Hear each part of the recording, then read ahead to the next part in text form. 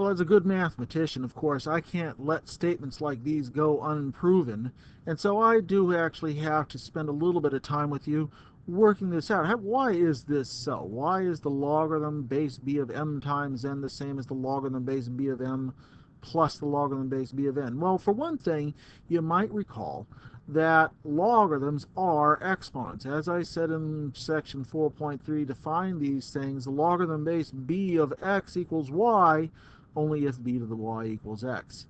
So what could we do right here? Well, let's actually take a situation and relate these so that we can actually show that this is the case.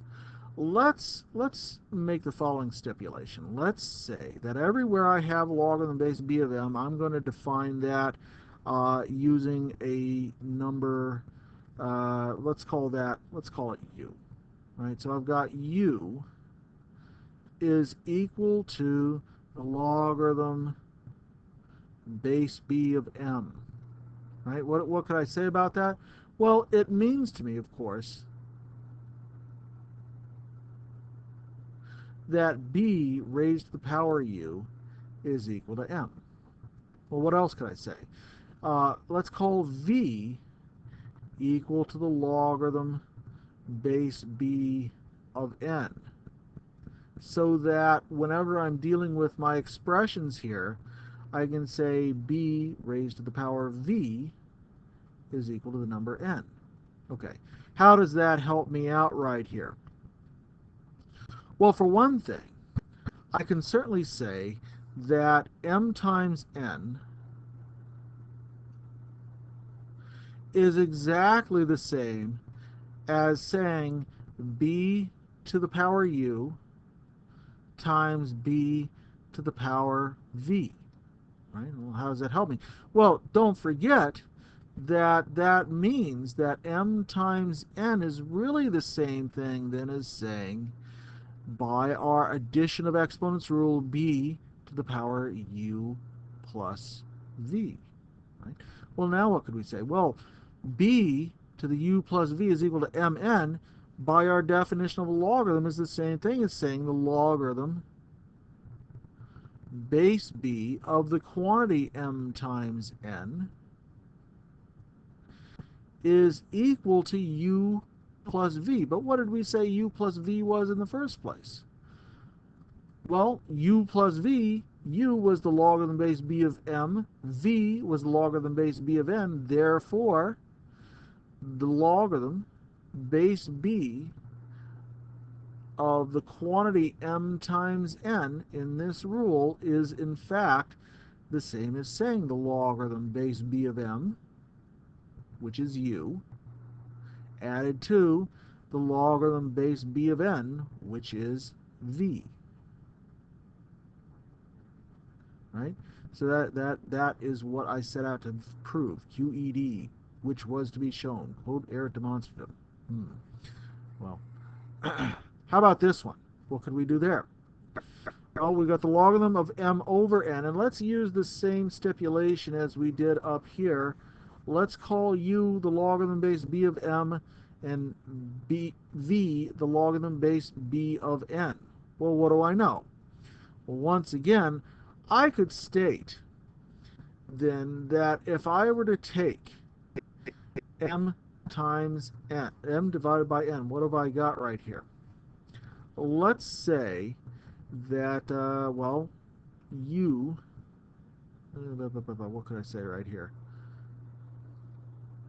In my proof right here, I'm going to say, well, m divided by n, which is the argument right here, is really the same thing as saying, well, if m is equal to u and b is equal to v, I've got b to the u divided by b to the n. Well, what could we say right here? Well, m divided by n, then, would be exactly the same thing as b to the u minus n power. U minus n, v, right? I'm using v, not little case n there. My apologies. Right? U minus v. Well, once again, we're back to this kind of statement. Right? In our definition, b to a power is equal to an argument if and only if logarithm base b of that quantity m divided by n